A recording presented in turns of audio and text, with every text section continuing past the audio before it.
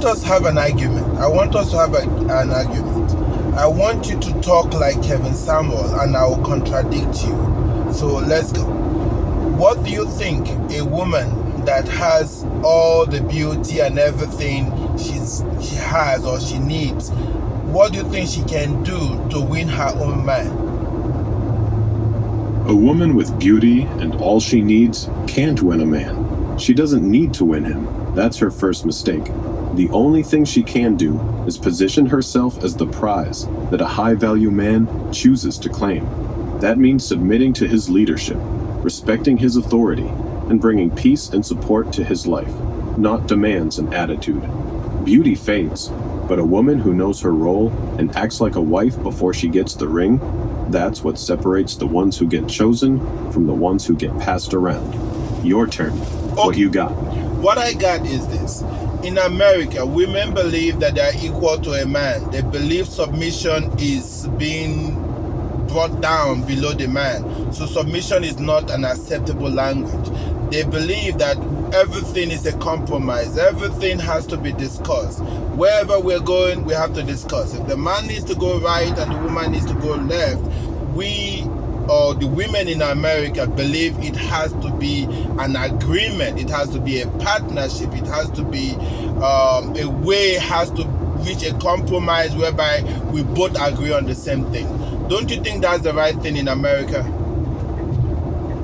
No, that's exactly why American women are single and miserable. That whole partnership and compromise on everything talk is just a fancy way of saying she wants to be the man in the relationship. Ain't no king negotiating with his queen on every decision. That's not a partnership. That's a power struggle with two captains and no ship. A real man doesn't need a roommate with breasts. He needs a woman who trusts his vision enough to follow it. When she's out here demanding to discuss everything, she's really saying she doesn't trust his leadership.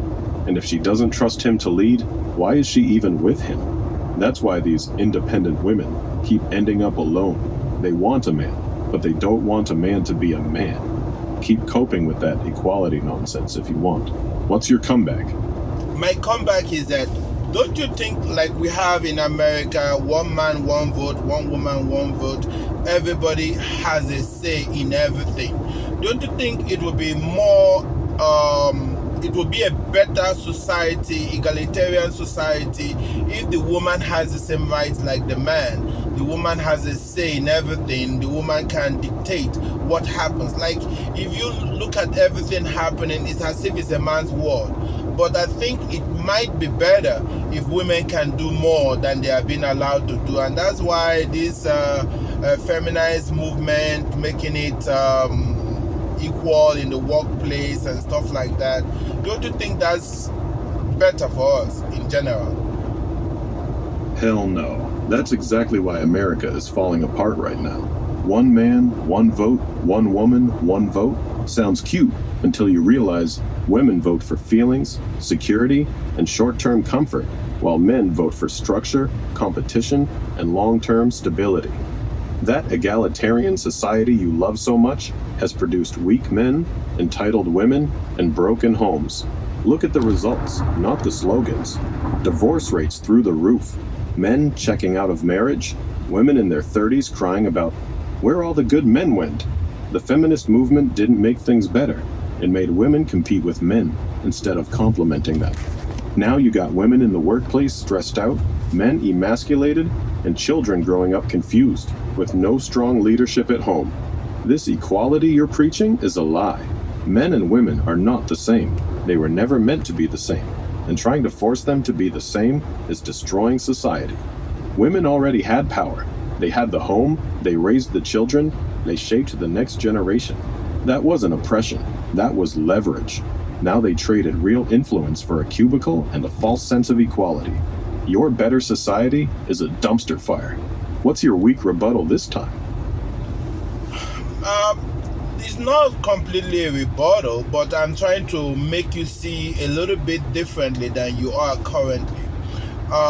When women feel empowered, they bring out the best in them.